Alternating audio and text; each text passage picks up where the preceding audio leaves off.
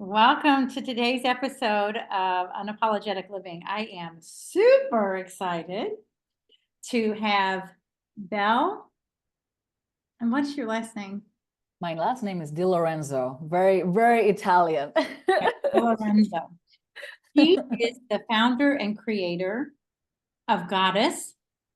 She teaches Pompoir, which is vaginal gymnastics. And I am super excited that you are here with me today because I am in your course. And Yes, ma'am. this has been new work for me since January for multiple reasons. And I think it's important work that women need to consider. I mean, I'm 46, that's not the reason, right? But I do teach yoga and Pilates to older women, and I know that incontinence, right? And then I know can be an issue. And then I also know that many, I don't want to say have been sold a bill of goods, symptoms are real, but I have found through sort of starting this journey that there are a lot of women who are numb in their vaginas. And not necessarily numb to the point they can't feel anything, but things that aren't necessarily pleasurable, but where there could be pleasure. And I didn't know that was me a little bit, right? Maybe and starting to sort of de-numb. And then I know that as you know, 46 going in perimenopause and menopause, a lot of women experience well, for one, low libido and lack of lubrication, stuff like that. So I'm really, really excited to have you here. Absolutely. Well, thank you for having me, Elizabeth. This is great. I love this platform, and I love that. I love the work that you do. I think that's great, and probably the fact that you're teaching Pilates and you're teaching yoga, it's probably just going to make it really easy for you to go through the course as well, because there's a lot of middle ground, I want to say, with vaginal gymnastics and Pilates and yoga, and basically it's all muscle work, right? And flexibility and strength and power. So it's all part of the same sort of universe of body autonomy and health, and that's wonderful. I love it. Well, thanks. So tell me a little bit about your story and how the birth of Goddess came about. You know, what prompted this? So the pandemic really prompted it. It was what catapulted this whole thing, because I was quite a late bloomer when it came to sex. In my group of friends, everyone was sort of getting it on in their in their teens, maybe in college, and I was a virgin all throughout. I came from a very Catholic family. My parents were virgins until they got married. So like it was a whole thing that I wasn't really taught about sex, and I wasn't really my I thought that's what was going to happen to me as well. I was going to wait, right? But I had at 14, I had a sex education teacher who basically came into the room and told us, all of you guys are having sex because your boyfriends want it, but none of you know that sex is supposed to be pleasurable for you ladies. So she basically taught us how to touch ourselves, how to understand pleasure as a woman. And I was a straight A student. So I went home and I did my homework. I was like, okay, teacher told me to get a mirror. Teacher told me to understand my little bits. And so from that point on, I basically had almost a decade of unadulterated self-discovery, but I wasn't actually having sex. But I knew a lot about my own pleasure. So I was just this horny teenager who was not having sex, who was just telling other people about, what they could do in their relationships. Oh, I learned about this and I learned about this. Like I was just obsessed with the concept of sex. I was obsessed with like the fact that everyone was doing this thing, but no one was talking about it. And I was obsessed about like in a sciencey way, I wanted to understand it. So I would give my friends advice and then they would report back to me. It was very ridiculous. And then when I started my first relationship, sex was great, was fantastic. But it was in that relationship, the only thing that was working was actually sex. Everything else was not great. And then I found out that great sex doesn't make a relationship. And then when my second relationship that was started almost at the end of the first one, it was kind of the opposite. Everything was fantastic. We absolutely adored each other. But sex was not happening. And that's when I discovered that men, we sometimes have this idea that men constantly want to get it on all the time, and women are the ones with the low libido. But that was the opposite of my experience. I really wanted it, and he didn't want it as much. And for me, that was odd. But the case was that for him, that was strange as well, because he had had his own issues with sex in the past. And so that was a big problem for us in our relationship, because I felt resentful.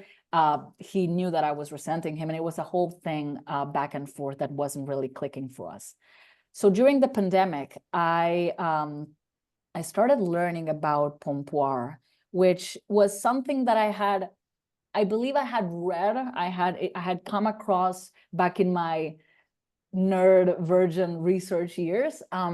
But I didn't really put too much emphasis into that. And this pompoir thing was, legend has it, was this practice that women throughout ancient history were able to do. These women who could control their pelvic floor muscles, the muscles that surround the vagina, to do all sorts of extremely pleasurable techniques, and squeezing and milking and twisting a man only using their vaginal muscles, and creating the super orgasms. And it just sounded incredible. And I was like, that's what I want to learn. This is going to fix things for us. And I was very straightforward, and I really wanted to learn this to bring it into our lives. But for my case, it really was about bringing a new kind of idea and a new kind of pleasure to him, because I was having, for me, sex was already good. I had a good libido. Things were good for me, but I wanted to bring sort of like something different where he could understand sex in a different way, and maybe then rekindle that for him.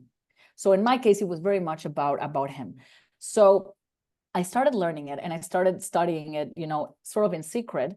And I was like, okay, what can I find about this? And I found a book in English, but it was very hard to comprehend. It was almost like it felt like it was a poor translation of a Sanskrit text, because everything was the writing wasn't, you couldn't really understand the writing. I thought it was maybe my level of English, but then when I looked online, everyone was having the same issue as me. Sometimes it would tell you to train for like 3 hours. If you were to do the workouts, it would be like hours and hours and hours of training. And I'm like, there's no way anyone has time for this. And when they talked about twisting, all the book said was like, you should be able to put a pencil inside of you and twist it to one side and the other, like rolling it between your hands. And I'm like, okay, ow. And that was all the explanation there was. And I'm like, well, this is not helpful. If I knew how to do that, then I wouldn't have this problem. So I was like, okay, how can I understand this? And during the pandemic, during the pandemic, I was already training quite a bit other muscles of my body. I was really into weightlifting, and I obviously had to stop going to the gym because we were quarantining. So I was like, okay, I was really into body weight exercise, and I was doing push-ups, and I was trying to do a pull-up, and I was doing all those body weight training exercises on YouTube. And so I started learning a lot more about how the body worked and how muscles actually grew. And so what I started thinking was, okay, the vagina and the muscles surrounding the vagina are probably not that different. So maybe I can apply the concepts that I have learned about other muscles to the muscles in the vagina, and I can create my own program. So with that in mind, that's when I kind of started putting together my own sort of exercises. I was like, okay, what is a contraction? Okay, this is a contraction. It's kind of like a Kegel. Fantastic. What if I apply the concepts of eccentric contractions? Okay, oh, this makes sense. What if I apply the concepts of isometric contractions? Okay, this is great. What if I try to move in isolation one side and the other, just like, someone who has a really developed pec muscles can move one pec and the other pec whenever they want in isolation? Can I do that with the different sides? Okay, great. But what about the front and the back? Because we have muscles at the front of the vagina and at the back of the vagina. Okay, we can do that too. So then I started adding into this training, and I was creating and crafting these exercises based on the knowledge from the different muscles. And that's when I started putting everything together, and I started training a pretty regimented training of like 20 minutes a day, because that's what I knew I could keep up with. So I kept doing that. And then I started introducing it into the bedroom. And things for me completely changed. It started becoming a thing where we were like, what is this? What's going on? This feels great. I've never felt this before. And we started having sex a lot more often, and our relationship started improving, and things started getting better and better and better. And we both started sort of understanding sex in this brand new way. And we started sort of developing, which is something that happens with a lot of couples where the woman does pompoir. You start developing sort of the moves that you like best, and kind of the positions that you like best. And you kind of have your favorite playlist, if you will, of exercises. And that's kind of what started happening. We just really enjoyed each other again. And so that also brought into our relationship this openness to talk about sex in a much more, it just made sex a much more approachable topic for both of us, and it completely changed things for us. And then it came to one point where he said he is a serial entrepreneur. So he was the one who told me, you should teach this stuff, because you're young, and you never had issues with libido or stuff like that. But like, imagine women who do. What about women who have issues with libido? What about women who have issues with sensitivity? Like, this has changed things. Even for me, I was already a pretty healthy libido person, and it made it better for me. And I was already feeling great pleasure from sex, and it made it even better. So what would happen for women who don't experience this? And that's what he told me. He's like, you should really teach this. So my idea was, okay, where do I even start? So I decided to go back to that forum where women were asking about this first book, and they were like, I don't understand this book, what's going on, blah, blah, blah. So that forum was like 3 years old by that point. So I didn't think anyone would answer. But I posted a message being like, hey guys, I actually developed a program that says what this book is supposed to teach us. So if anyone wants me to train them, like, I can just do it for free. And so a woman answered, and she was this graphic designer from New York. And I started coaching her through Zoom and explaining the different exercise. And I would send her through email the different techniques that I had developed. And she absolutely loved it. She was with a long distance kind of friends with benefits situation where they lived in different cities. And every time he would come to her city, she tried a new thing with him. And eventually they got engaged and they got married. And so it's a great story. And she's great. I mentioned her in the book as well. So that's kind of how it got started. And then I taught my best friend all about this, and she started coaching women. And that's kind of how we got started coaching women from all over the world.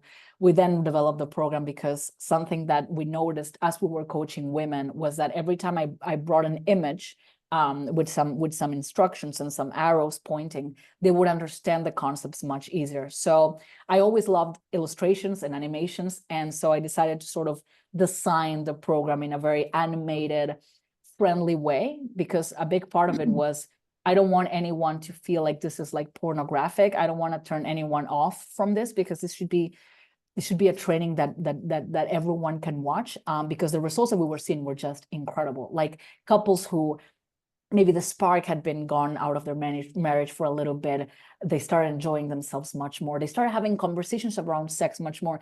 Women who their libido was actually really affected, then they started feeling like, one woman said, I feel like I'm 14 again. Like, I feel like we're like rabbits with my husband right now. What's going on? So we started noticing all these different benefits from women from completely different backgrounds. And so we were like, okay, there's gotta be something to this. And then when I went backwards and I looked at the science of this, I realized that even the small amount of research that we have on pelvic floor training for women, it actually points to the fact that all of these benefits are true. So I'm like, okay, so we knew this already, that pelvic floor training is good for your libido, for orgasms, there's one study specifically that I love where the strength of your pelvic floor is so correlated with with having more sex that is predictive of sexual frequency. So the women with stronger pelvic floors, you can predict that they're having more sex than women who don't have strong pelvic floors. So we know this for a fact, and yet we don't have a comprehensive workout program for the pelvic floor. That was mind-blowing to me. So that's kind of what we put together. We put together the animations and the entire course.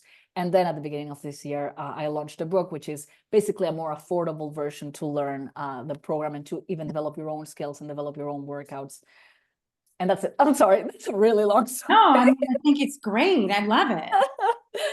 But that's basically where we're at today. And yeah, and we've been helping women from all over, and it's been great. It's been a blessing. Yeah, that's the story. And so you mentioned a couple things that I think about, how difficult sex can be to talk about. Number one, that can be a big one. Absolutely. And it happens a lot when it's almost like the less you talk about it, the more we're a couple that who doesn't talk about it. You know, it's almost like, okay, we've been married for 20 years and we never really spoke about this. Why would we start now? It's almost like you develop these routines and these habits of like, why would we suddenly introduce this issue or problem or concept or potential problem into our lives? Why would we talk about this?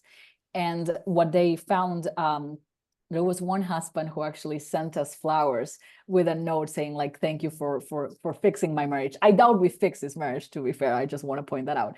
But I believe sex sometimes can be something that really is the breaking point for a lot of couples. You know, they say that couples divorce either for money or for sex. And, you know, that's, that was a great deal of stress for them. And when it was almost like when the woman introduced pompoir, it was almost like an easier way to introduce something new, a new concept, where it's like, oh, what's this thing that you did, honey? That felt really good. Oh, well, yeah, I've been training this stuff and it feels, you know, it's making my pleasure a lot bigger. And this is great. Oh, wow, I didn't know this was a thing. Oh, yeah, well, I don't know. So you can start this conversation in a more gentler way, if you will. And so that's been great to see just how couples, it's almost like the starting point to then go into full, okay, rabbit mode and just let's see how big this can get. Let's open Pandora's box and let's see how big this can get. Yeah, and I see that. Hey, I'm going to do this new move. And it's definitely going to be noticed, which sort of is an icebreaker in a way to open up the space for maybe deeper dialogue around this, because it is really important. And in doing my work, just, you know, with my own personal work with the jade egg, and I've kind of put the egg on the counter, on the shelf for right now. After listening to, you know, one of our first calls together. But you know, it's just a awakening and enlivening and then just bringing awareness to this part of the body that really is integral, right? Sexuality is a huge part of our health. Huge.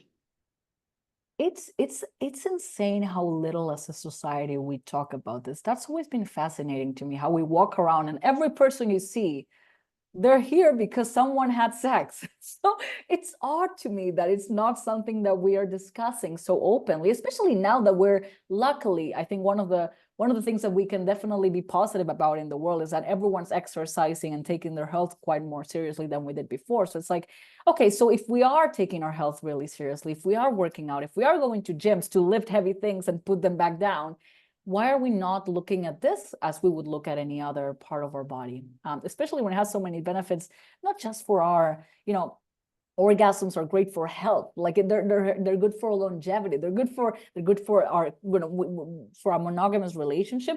That's a great part of it. So it touches on so many aspects of our lives that we would think we'd have a more pragmatic approach to talk about this. Yeah. Yet it's so difficult. And I don't know if that's because of the culture again. You said you were 14. Well, did you say you were 14? I was almost 15, and that's when we had our first sex education class. And that was quite premature, I would say. But that was, to be fair, my classmates were having sex. So I think it made perfect sense for where we were. It was the first non-Catholic school we'd been to with my sister. And it was the first time I had heard anything like that. And our teacher, she was fantastic because she was like, she knew that a lot of the kids were, you know, were getting into relationships, were having sex because presumably they felt pressure to do it. So her approach was more like, if you guys are going to do this, understand what it implies. and understand what it can do to your body and understand how it's going to change your body and maybe your understanding of yourself, your confidence, how it can affect your mood, understand what you're doing, which I thought was just brilliant. So yeah, it was crazy. Where was this again? So I'm from Argentina, I'm from Buenos Aires. So, So it's relatively Catholic country, I would say. I like to call us hippie Catholics because we're the type of Catholics that, you know, if someone's smoking weed in the street, they're like, well, God put weed there for a reason. So it's a very hippie Catholic society, but everyone's carrying their cross and everyone's like, yeah, it's a quite religious country, I would say, but not conservative. It's a quite progressive European progressivism mixed with Catholicism kind of thing. Yeah. so, I mean, was this a co-ed classroom? Co-ed school. She taught us with the banana. She explained everything. Oh. Yes. What did Because well, I mean, sorry? what did she teach you with this banana? Well, she taught us how to put a condom, which is not something that I would do Yeah, for I mean, I don't another know if maybe they 10 do- years. I don't know if they would do that here. Really? I don't know. The only class that I can recall was like a family planning class, or I don't even, family education. I don't remember the title. Would it depend on the state? Would it depend It on the might depend on the school? state, it might depend on the school, but it was pretty general. And then we got another class, maybe around 14, as you said. But definitely they were not talking about pleasure. Correct. Yeah. Which I find that really odd because if you think about it, but if it was, I think it was progressive even for here. I think she was out of the ordinary even for here, to be fair. I don't think this is happening in every school. But I find it odd that you wouldn't talk about pleasure because if you know that kids are doing it, they're why else would you want, like, if you know they're going to do it anyway, why would you want them to do it? Do you want them to do it because their friends are doing it? Do you want them to do it because they're feeling pressure to do it? Like, those are terrible reasons. So at the very least, have them do it because it's enjoyable for them and not because they're feeling pressure from their peers to do it. That's way worse. Because if you're doing it for pleasure, you're almost like you're understanding a little bit more of the connection that you feel with the person or the lack thereof. And then you can be a little bit more, okay, this is not really where I'm going with this. This makes a lot more sense. And this can, you know, and the potential to, when you're so that close to a person, you're so vulnerable. Do I want to be vulnerable with this person? It's like, it requires a lot of emotional rapport with the students to be able to talk about this stuff. I think she was a special case. She was fantastic. But I don't know. We're gonna have to find a better way to communicate sex because it is happening. So how do we want it to happen? I guess is the question. And then the with my mom was the same way that I mentioned in the book. The preface of the book is actually how I told my mom that the way I was making money was by teaching vaginal gymnastics to women who I didn't know. And I basically explained it to her. And this was the first conversation I ever had about sex with my mom. It was 3 years ago. And she took a sip of her espresso and she said, do you think Dad and I could get a copy of your course or maybe? And I was like, no, Mom, Jesus, I don't want to know that. And so eventually what happened was my friend and my COO, she taught her how to do it because the course is narrated by me. So the last thing I wanted was for my mom to watch it, to watch me say stuff like, and now you pulse with your vagina and this is going to feel great in your cervix. Like, that's the last thing I want my mom listening to. Yeah. So yeah. And those Anyway. are hard conversations to have. I mean, I can't Oh really my God. think of that many conversations that I have with my mom about sex, and maybe occasionally my sisters, but definitely, again, it's so taboo, and it seems people are hesitant to open up about something so important. I mean, for me, it's important. It ranks up there. And I, I want to create a space, which is why, I have you here today, that this is no longer taboo and people feel comfortable opening up and sharing, and whether it's to get their needs met and ask, right, or acknowledge and discern, okay, you know, this, as Absolutely. you said, right? And I don't know, you know, I can't remember the statistics, but I know in the heterosexual world, and you might know, the orgasm gap is pretty high. Do you know those statistics offhand? I don't have them off the top of my head, no, but yeah, I wrote a few articles on this specifically because yeah, what a big part of that is I want us to if this book and this knowledge can help us close it, which I believe it absolutely can, I think that's going to be great. And I think a big part of it is also that we in a way we've done a lot of progress, and sort of like there was a point where we raised the clitoris flag and we're like, okay, penetration is out, clitoris stimulation is in, and it's like, okay, we're not going to focus on what goes inside, we're going to focus on the outside. All the important part is in the outside, and you can see it on even in movies, like just focus on the outside, just focus on the outside, or man can't find the clitoris. It was this whole thing of like, all that matters is the clitoris, and for good reason. The clitoris is, if you will, in a way, much easier to stimulate than the inside of the vagina. And a lot of women don't know about their G-spot. A lot of women have it in different ways, like in different places inside the vagina. So like, we're like, okay, clitoris, clitoris, clitoris. And the clitoris is fantastic, and I would never say otherwise. But penetration is supposed to be enjoyable. And I think a lot of us are like, you know, penetrate. A lot of my friends even, they were like, well, penetration is something that he likes to do, so I guess I do it. But what I really want is for him to focus on this. And what I always say is like, well, you're supposed to really enjoy penetration. And we're also seeing at the same time, when people talk about their favorite positions, I think both men and women say that their favorite position is doggy style. And doggy style doesn't actually have a lot of clitoral stimulation. It's Right. deep penetration. So you're like, okay, so women do really enjoy penetration. So how can we, so women who haven't really gotten there, how can we help them get there and help them enjoy this? Because as we have seen, the women who do enjoy penetration, they enjoy it a lot. So is this something that we can train so that we both can enjoy it? Is there something that we can do? And one of the main benefits of vaginal gymnastics or pompoir is that you develop a lot of sensitivity inside the vagina. You develop, it's almost like you develop more texture inside of yourself, so that every type of internal stimulation feels a lot more enhanced. It feels a lot better. It's almost like it's almost like you're creating more ridges and yeah, and texture inside, and rubbing, and the friction that you feel just intensifies.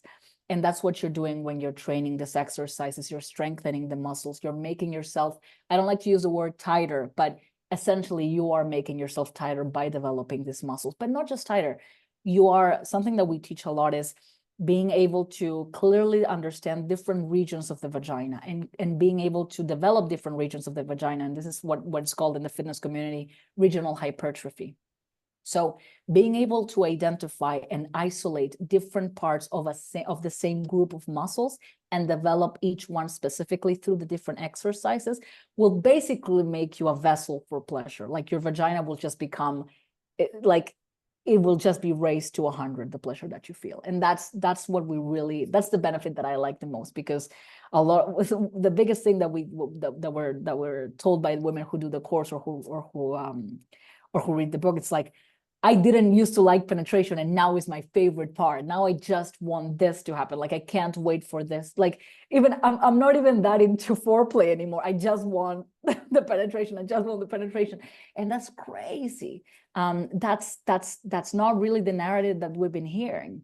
And so I love that. That's my favorite. That's one of my favorite benefits. Besides the libido, that's another one that I really enjoy. But yes, absolutely. Yeah, I think the conversation has to change. yeah, and I agree with you. And I don't know if this is just a part of it. You know, I definitely probably had to rely. I can say that, you know, penetration was whatever, but I didn't really feel as though I was feeling that much. I knew there was something coming in and out, right? Gotcha. Gotcha. But definitely since January, which is when I really began. Like I've had yoni eggs, around, Mm. and really started to explore, right? Get out the mirror and really started to explore in a way I had never explored before. Right? Noticing areas with my fingers, that were tense, or like Mm. you said, you can feel the different textures all the way inside, right? Getting in touch with the cervix and then the vaginal walls, the left and the right, and then the opening. They're all, and I assume those are the three areas, right? The three sections that you refer to. Mm. Yeah, I talk about the three planes of motion of the vagina, and is getting into real nerdy territory. But when we talk about movement of any kind, when we talk about kinesiology and movement of the body, we talk about dimensions of movement. So we talk about the transverse plane of the vagina, which are the vertical levels. So you have the entrance of the vagina, you have the cervix at the top, the entrance at the bottom, and every single level in the middle of that. It's a vertical axis, it's a vertical dimension of training. And you can do movements that isolate the entrance. You can do movements that isolate the top and the cervix. You can do movements that isolate the middle of the vagina. You can do movements that work throughout the entire range of motion of the vagina and the entire vertical axis in the transverse plane. Then we move on, and that's when we talk about Kegels. You're generally working through this plane. You're contracting and you're relaxing. You're doing a contraction up with your muscles and you're relaxing your muscles. And that's your basic Kegel type exercise. Then we're moving on to what we call the frontal plane. And if you were to cut the vagina to divide it into the front and the back, that cutting line would cut horizontally. So what we talk about then is horizontal movements. We talk about the left side of the vagina and the right side of the vagina. And really this happens with any part of the body. We have a right bicep and we have a left bicep. The only difference is that the vagina is closer together. So obviously the right half and the left half are going to be much closer together than our right bicep and our left bicep. But it's almost like they're two different muscles into one. So you can isolate that. You can isolate just the right, you can isolate just the left, and you can then do it combining it with the first plane, which is the transverse plane. You can isolate just the right, but just at the entrance. You can isolate just the left, but just at the top. You can squeeze with both, but just in the middle. So then you're combining two planes. And then finally, and this is why the vagina is so unique in terms of a vessel for pleasure, it's because it's surrounded by muscles. So you also have a frontal part and a back part of the muscles. So then you can isolate those as well. And that's what we call the sagittal plane of movement. So you can move just the front, just the back, just the front at the top, just the back at the bottom, just the front in combination with the right side, just the bottom, just the back in combination with the left side. So that's when you're combining all of these planes of motion, and that's where all of the different exercises come from. And so that's a big thing that people ask: how is this even possible? How is it that you can do milking, squeezing, twisting, all these many exercises? And it's like, well, you don't just train your glutes with squats. You train them with step ups, with Bulgarian split squats, with deadlifts, with leg presses, with hip thrusts, with all of these exercises. And they all train different parts of the glute muscles. Same thing happens with the vagina. Every single exercise activates different parts of the muscle in a different way. But most importantly, they will feel very different during sex. It will feel much different to squeeze at the entrance of the vagina than it does to contract at the cervix. It's much different to rub yourself with the back and the front than to squeeze with the horizontal walls. They're completely different moves. And the more you develop these muscles inside of you, the more you will feel this difference. Because at the beginning, it's all going to feel like gentle movements. It's like, okay, what am I actually doing here? But then as you continue developing this sensitivity and this isolation and this sort of dexterity with the vagina, you're like, oh, wow, okay, it feels way different to do this exercise than to do this exercise. And your partner will feel this as well, especially the more advanced you are at this training. So it's quite fascinating. It's quite difficult for me to combine. I always try to combine, talking about something that's, fun and sexy and sensual, like, because this is all for the purpose of pleasure. But it really is quite sciencey and practical and nerdy. So I always usually defer to nerdy and dorky, but I try to combine both as best as I can. but it's really interesting to me, just the science and the biomechanics behind it. Yeah. And I think, you know, I mean, I think that's fascinating. I think because of this, right? Well, for those who are feeling numb, or as you said, don't Mm, necessarily get a lot mm. of pleasure from penetration, right? These exercises will help. And I That's think, going to be the biggest difference. and we Go ahead. don't, you know, you could be numb for a multitude of reasons, right? Because I also was in Kim Anami's course, and you know, it could be trauma, right? It could be a whole bunch of things, right? It could be emotional. You could be holding stress there and tension just from Be a life. nervous problem. Yeah. So, you know, that is obviously a different almost conversation altogether. And you are looking at, you know, the why behind, right? But it sounds like the benefits would be increased libido. And it's also, I think, what I have noticed is increased lubrication. And I don't know if that's because circulation, you know, I'm working again, like I was saying earlier when we weren't recording, you know, I can't go to the gym and expect to have a bicep, you know, and nice arms if I'm not working them. Training them. Correct. Correct. Yeah, the libido portion, I try to, the way that I kind of explain it is in two parts. First of all, the physiological, you are becoming way more effective at drawing blood to your genital region. You're basically making your blood vessels much more effective, and you're pumping blood to your vagina. And that obviously accelerates the arousal process. It accelerates lubrication. It accelerates even what you're feeling in your brain, you know, those horny feelings that you get when you're aroused. And so a lot of women, they're like, I have to stop midway through the exercises because I just become aroused. I just need to stop and get a second and take a cold shower and then come back to it, or deal with it a different way. But I need to stop because I just get aroused, especially with some exercises. When it comes to, like, I always talk about the frontal plane. When it comes to the lateral walls and you or the back and forth, you're rubbing quite intensely in the G spot, so that gets you really aroused. But then you have the psychological part of it, which is, you know, how they talk about mind muscle connection. And I try to cover that as well in the book. It's like we try to exercise thinking about how we're going to use these exercises later on in bed with our partner, or even with ourselves, and how we're stimulating ourselves. So then that prompts you to think about sex when you exercise, which then prompts you to think about sex every time, which then prompts you to do that without even thinking about it. You create this Pavlovian connection between exercising, doing these moves, and sex.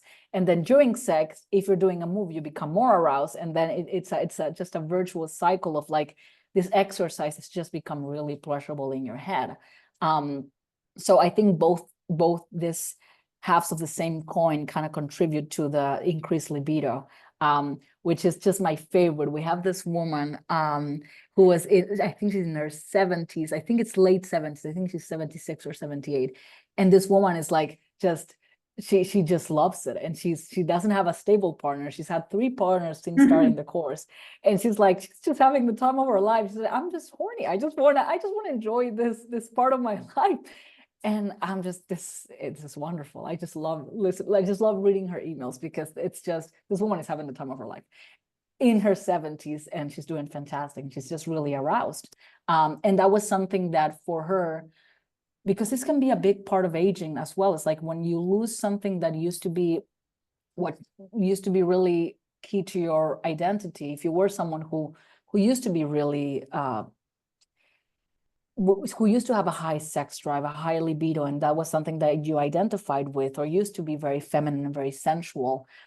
If you stop having that as you get older, or as circumstances arise, that can be quite painful for the soul. It's like, well, this was something that I'm not ready to let go of. Why should I let go of this? And I love that. I think that's one of the things that fills my heart the most when someone tells me about that they've recovered that through this. Yeah. Well, and I think a lot of, and I don't want to speak for everybody. I do know people who it seems as though even the message might be, you know, as you hit perimenopause, right? Yes. Hormones can change. And then as you go into menopause and into your later years that sex just kind of dies. And I sure hope not, but I don't believe that. You know, this is a message that we've been taught, and I don't think it's true. You know, I have male clients who wish their wives would have sex with them. And I'm like, shit, if they're not having sex with you, find it. Right? There are women out there who will. And I don't want them to go and step outside of their marriages for this. But, you know, the question is, why are these women not having sex? And It's, yeah. that's a big one, you know, and is it, well, I'm just not interested anymore. Okay, why? Why aren't you interested anymore? What is the deeper reason behind why? And is it because it's painful or you don't feel anything? Yeah, that's a big thing. We, as we age, we do lose collagen and we lose elastin, so our vaginas can feel like they're not as tight as they used to be. But what we don't notice is that then that's just one layer that's one of the skin layers. Elastin and collagen are one skin layer, but if you go a layer deeper, you have the muscle, and the muscle is endlessly trainable. If you can train just the muscle layer, forget about collagen and elastin, you will be able to feel that narrowness and that tightness that you used to have. So that's the part that we're missing with our messaging. I feel like in a society, you can, like, even we're starting to get that, not from sex specifically, but we're starting to get how important muscle is as we age. I think there's this doctor called, she's called the muscle doctor. She's everywhere now. I don't remember her name off the top of my head, but she's talking about how important, like, one of the biggest causes of death of older people is that they fall and they don't have any muscle to support them, right? And muscle is just so key to healthy aging. And when it comes to your pelvic floor, muscle is not just key for urinary incontinence and organ prolapse, two big ones, by the way, which all of this training creates by default. It will completely solve those issues. But it's also phenomenal. It's also so key for sexual health. If you develop the muscles surrounding your vagina, you're going to feel that tightness again. You're going to feel that pleasure again. If that's the problem, if the problem is arousal, it's also going to be really effective at drawing blood to your genital region. It's also going to be great for your libido, as we just spoke about. Or is the problem the fact that you're not feeling that? Because another thing that this training has is that it's connecting you with a very feminine part of yourself. A lot of women, as we get older, we're like, I just don't feel like myself. I don't feel sexy. I don't feel like a sexual being. And as much as sometimes we don't want to feel like sexual beings all the time, sometimes we really do, especially when it comes to our partners. I want my partner to see me as a sexual being, maybe not everyone else, but I really want my partner to see me this way. And so that's a big thing that people meant when I was compiling all the reviews for the book. A big keyword that we found is like femininity. I feel confident. I feel feminine. I feel like a woman. And that was a big thing for our women. It's like they feel like they've connected with such an intimate part of themselves. They feel like they're walking around with this secret that they can do all of these things, that they feel like women. And I'm like, wow, this is if this is not healthy femininity, I don't know what is. I love this. Is you're connecting with a part that truly makes you a female. It's so gorgeous. It's so beautiful. And I love that. And I think that's something that this has the potential to really help if you're in an age where you don't feel like you want to have sex for whatever reason, whether it's libido, whether it's you don't feel sexual, you don't feel sexy, or whether it's you don't feel actual physiological pleasure. Those three things can definitely, at the very least, help you guide you in the right direction if you start with this type of training. So yeah, I definitely recommend it. I really want to get the message out there that we have a lot more agency than we're taught to believe. You know, it's almost like, oh no, you reach a certain age, then it's just not going to happen. It's, you know, just focus on painting, get some cats. Yeah. What? No. What are you talking about? So now, do you have women join your program who are, I don't want to, I mean, orgasmless entirely? That's one of the biggest. That's one of the biggest orgasm. reasons. Yes, that's one of the biggest reasons. Lack of orgasms, or even when they used to have them and now they don't.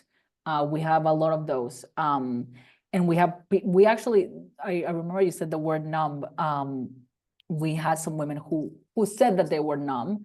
I don't like using that word because I think numb is actually not feeling anything at all. I think these women were just not feeling pleasure, which is different. If you're feeling completely numb, it could be, like we said, a nervous, it could be something medical where you would have to have an intervention. But if if it's not pleasurable for you, that's a big thing that you can work on with your muscles. And when it comes to orgasm, it's almost the most straightforward benefit of this type of training. Even the most basic levels of this, even training your Kegel type exercises, your contraction exercise, your transverse plane, which is the first one we work on, that's the one where you get your strength up the fastest. So the most straightforward way to practice your strength and develop strength in your pelvic floor: eccentric contractions, isometric contractions, full range of motion contractions, all easy to understand moves and basic moves of pompoir. And the biggest benefit is your orgasm, because when we orgasm, involuntarily our pelvic floor muscles contract. We have involuntary contractions of the pelvic floor every time we orgasm.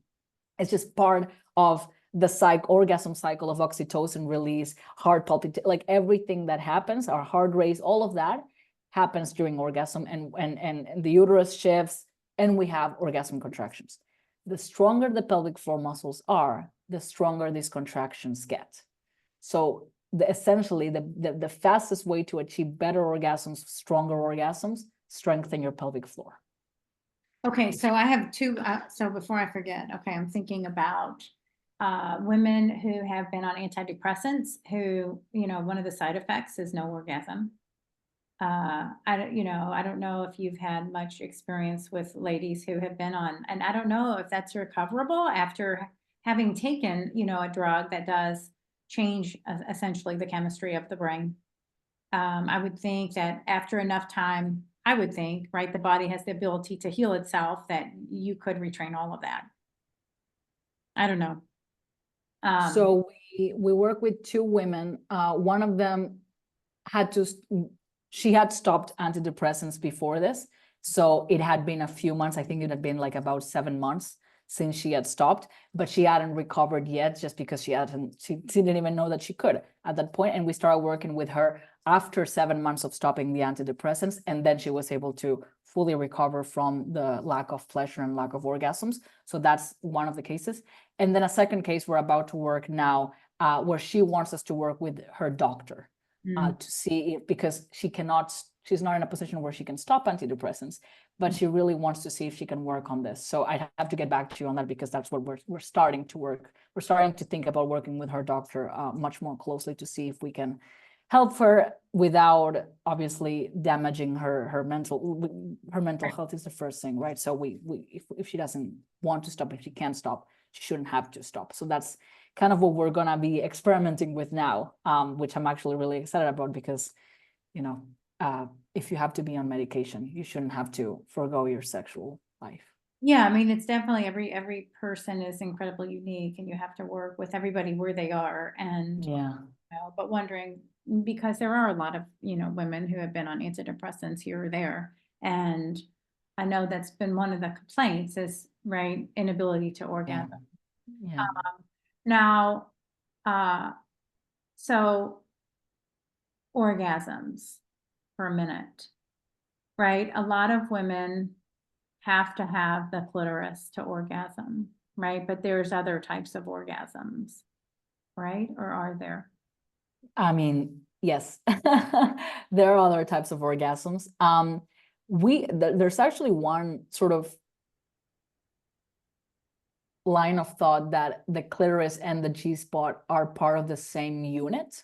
Yeah, So if you see the clitoris, if you see it, if you see sort of the backhand of the clitoris, it actually kind of diverges where the G-spot supposedly is, or it's kind of at the back of that. So some people believe it's actually all part of the same sort of structure.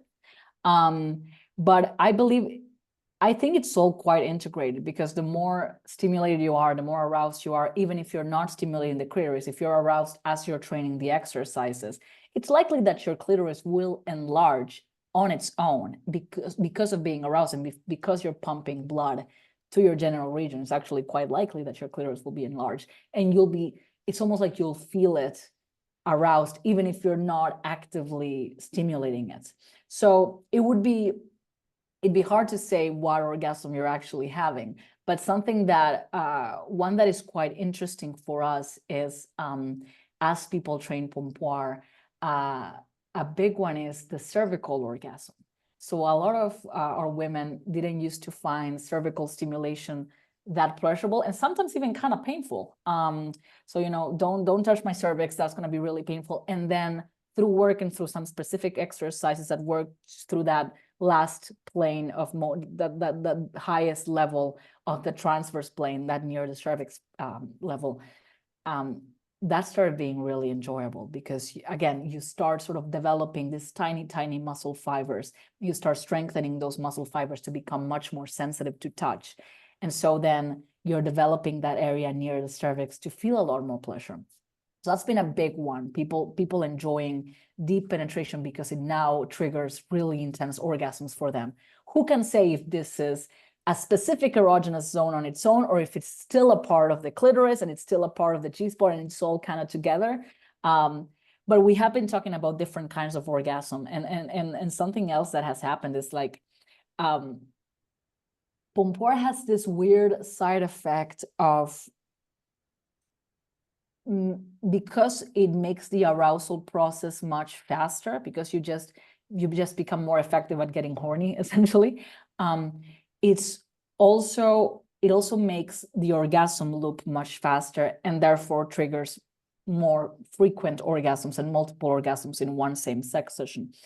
But what started happening and I thought it was just me, but then I started reading of other people who had the same. It's you start having orgasms during moments that, during what used to be just gentle stimulation, just like maybe someone is kissing you and you're just, humping with your clothes on still, and suddenly you get an orgasm. That has happened a surprising amount of times for women in the course. And that's one of the things that we still don't understand. It would be very disingenuous of me to say that I understand it, because I absolutely don't. There's no science that covers this. There's no research yet to understand this. But our theory is, because you're making the arousal process that much faster, you're just triggering orgasms in a much faster way. And what that tells us basically is, it's all connected for us, right? The female has everything very connected. It's not like the male magic lamp, you rub it the right way and it happens. With females, it's like your brain and your clitoris and your neck and your erogenous zones and your vagina, everything is one same kind of connected entity of arousal. So those are some weird orgasms that have been happening, and that's one of the most common things that happens when you start in your Pompoir journey. Yeah. And then, so I think about, when you're a young person, newly exploring your sexuality and having sex, that, you might feel more sensation younger. Because if I think back, I definitely, that's evolved over the years. And of course, have had sexual partners, I've had babies. Again, I'm still thinking about like why so many women that I've talked to, right, are, again, just this sort of find, a lack of sensation during penetration. I would say that I think it also can. I'm the youngest person in the group.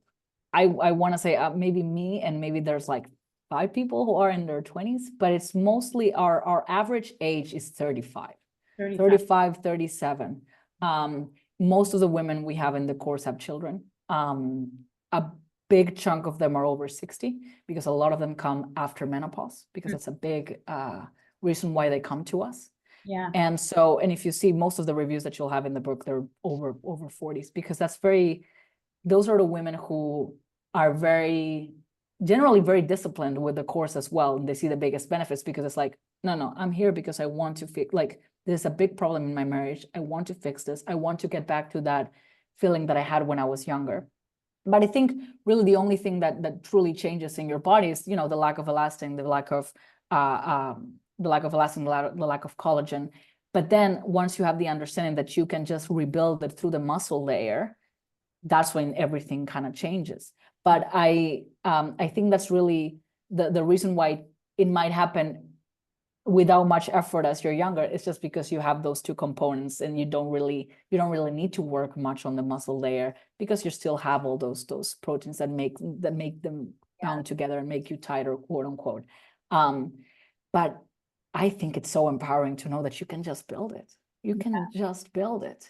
And it's crazy to me, because so many women have come to us with thinking about vaginal rejuvenation surgery in mind. It's like, I'm ready to spend thousands upon thousands of dollars on vaginal rejuvenation surgery. And it's an invasive surgery. And I'm like, this is like, before you do, maybe this doesn't work. Hey, maybe muscle training doesn't work. But before you do, try it out because this is going to be much less invasive, and see if you can work on it yourself. And every time that it's happened, every time they didn't end up going through with the surgery, because we have a lot more agency than we think, a lot more agency than we think, and a lot more power to change our bodies than we think. And it's very pernicious to say to people that, after a certain age, you have to get, vaginal rejuvenation surgery, laser beam surgery, this cream and that cream and that thing and that thing. You can just work on your muscles. You can work on the muscles. You can tighten yourself up. You can develop those sensations again. You can feel that pleasure again. And that's really the only difference. But you'll see all of the women in the book, they're like, I think 40s up. And those are the women who train the most, because they're like, no, this is now part of my life. This is another a workout that I just do, just like I go for a run. And just like it didn't used to be as easy to stay in shape. Well, it's clearly not as easy to enjoy pleasure, but I'm going to do it because it's important to me. I'm 27 now. I'm slowly feeling the effects of the metabolism slowing down. I can't eat everything I want anymore. So I'm like, okay, I need to take care of that stuff. I need to go for runs. I need to exercise and really focus on my health.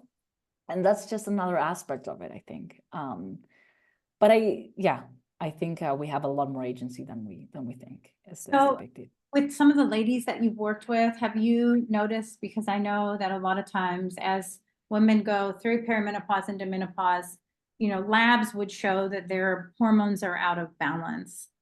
Have you seen anything specific demonstrating or showing that doing this type of work, maintaining a healthy libido, and would balance hormones? We haven't really studied to the point of saying, when you train in this week, your hormones are going to be this way and this way. Like, I would have to do a proper study to see that, and I would love to. What we have noticed is that there's a little bit less predictability, in fact, because when you still have a cycle, for example, in different points of your cycle, your muscles are going to be stronger and your muscles are going to be weaker. So that's quite predictable up until the point where you don't have a cycle anymore. Then it stops being pretty unpredictable. So we have women who, after menopause, it's easier for them to train their pelvic floor than it was before. And we have women who it's kind of the opposite. It's like, oh, this has taken me a long time. And we have women who it has taken them a long time, and once they got it, it's easy. And so, and then we have women who still continue to follow somewhat of a cycle, even if they don't have a menstrual cycle anymore. So what I can say is that it's much less predictable than it is for women who continue to have a regular period. With those, we can pretty easily predict when they're going to be stronger and when they're going to be weaker with their muscles, and how their libido is going to also react to their sort of training. I mean, I'm about to get my period, and or I'm ovulating right now and I'm training. I'm going to be really, really horny. It's very likely that I'm going to have to stop most of my workouts short. Yeah, okay, that's very common, fairly common. I don't know if that's the case for all the women post-menopause. It's probably that's more of a unique case-by-case basis. So I don't think I can give you a proper answer to all of them specifically, but I'd love to do our research on that. That's kind of the next step for us. I want us to go into the research. It takes a long time to do research, especially accurate research, because you have to really take subjects that are in the same exact situation, and to be really accurate, you want to follow them as much as you possibly can so that there's not that much variation. But I think that's the most fascinating part of this to me, to publish some proper research around this type of training. Yeah, and I know so many people want the science behind why. There's so little, and there's so little. We have so little. But what's funny to me is that I have yet to find one study on pelvic floor training for women that doesn't have positive effects for their sexual health. I have not found a single one. All of them showcase either higher libido, higher pleasure, higher frequency of orgasms, stronger orgasms, more confidence, feeling of tightness, even predictability of sexual frequency. I have yet to find one that has that has negative effects or even neutral effects on sexual self-efficacy. There's not a single one. So that's the part that I'm like, so then why are we not all doing this? Why would we not all be doing this? Yeah. Why are we not doing this? Yeah, I know. I have a friend, she is, I think she said she just turned 70 or something. And right now she's barely making it to the bathroom, right? They have her doing some Kegels. And, I always say, I'm training for my 70s, right? I'm not training for my bikini body this summer. I'm training for my 70s all the time because I want to be thriving until the end. Heck yeah, we all want to be the lady in 78 wreaking havoc with all the men in her town. Yeah. Oh, she's amazing. Love her too. I mean, I remember when on my grandmother's deathbed and my grandfather said, "Oh, and we've been going at it all, forever," right? I mean, and it's like, wow, right? Amazing. Yes. It was a little like, I was like, whoa, this was, I don't know. Let's see, my grandmother passed when she was like 76, I think. My son was 22, it was 9 months old. So this was a hot minute ago, but I was kind of surprised he said it. That's the goal. That is the goal. It is the goal. Absolutely. That's the goal. Yeah, my parents are my dad makes it very clear to me that they're still going at it, which I hate. Yeah. But they're reaching their 70s and they're like just the happiest. They're having the best time now that my sister and I are no longer in the house. They're just having the time of their life. That's right. Like, well, great. I love it. It's great. So tell, I know I just to respect your time, I could probably talk to you all day. Tell the audience where we can find you and about your course. And I know your book too. They can find your book as well. So the website where we have everything is goddess.com, and that's goddess with an H after the O. So GOHDDESS.com. And there we have a link to the book, which is where I always recommend people start with, because first of all, you're going to spend a lot less money. It's going to be either $10 for Kindle or $20 for paperback. I always try to recommend, I don't know if you can see it, the paperback edition, just because I believe on Kindle, you cannot see the colors in the images. And this book has a lot of images because obviously, so for example, here's one example of the exercise. I don't know if you'll see it. Anyway, but you'll be able to see that we have step-by-step tutorials of the exercises. And because the muscles are essentially inside of you, the colors are going to really help you differentiate between the different parts. So I always recommend you start with the book. The book even gives you then gives you a coupon discount code for the course if you want to get it afterwards. And that obviously has all the animations, all the step-by-steps. And the way that I kind of try to differentiate between the two is like, the book is your Bible for vaginal gymnastics. If you want to learn all the theory behind it, if you want to learn my story, if you want to learn where it comes from, if you want to learn the biomechanics of the vagina and how it works and how you can approach training and develop your own training, that's what the book is for. If you want a straightforward, this is what you do on Monday, this is what you do on Tuesday, this is what you do on Wednesday, and this is the animation that explains everything to you in great detail, go to the course. And the course, if you get the course, you get the book for free as well. You get access to the community. I'm about to release an entire new course with 6 new advanced, really advanced exercises for free for the people who have the course.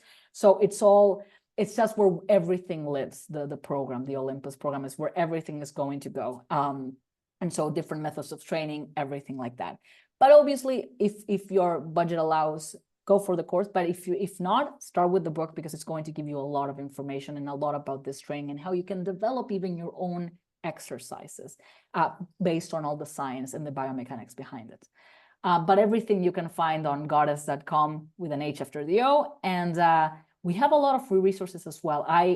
As you could probably tell from the conversation, I'm a big dork for this stuff. And so I wrote a lot of articles on it. We have a TikTok. If you like TikTok, I freaking hate it, but I have to do it because it's a great channel. And so I explain a lot of things there as well. But the articles are the ones that I really enjoy, because I can really write in depth about this stuff and how it works and the different exercises. And you also have a free guide in the website. So everything that you want is out there on the website. And yeah, hopefully I can have more of these amazing conversations, because I love talking about this. I love that and I love that people like you have allowed me a platform to talk about this, because I just want, the biggest message that I want to convey is that we have a lot more agency about our sexuality than we think. And we have the power to make, to make ourselves thrive well into our 70s, well into our 80s, whenever we want. Like we are supposed to enjoy sex. We are here to thrive. Like we are here to thrive.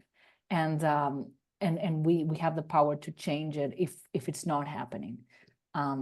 So yeah, that's what I really wanna share. So thank you so much. Oh, thank you so much. And you're also on Instagram, right? Same thing. Goddess. We're on Instagram. And everything is linked on the website. That's why I just mentioned the website, because all of the other links, wherever you want to find us, you'll find us there. Good. All right. Well, I'll make sure all that's in the show notes. Thank you so much, Elizabeth, and thank you everyone for listening. This has been great. So much for joining me. It's been great. All right, thank you. Have a great day. Have a great day, Lizzie. Bye-bye.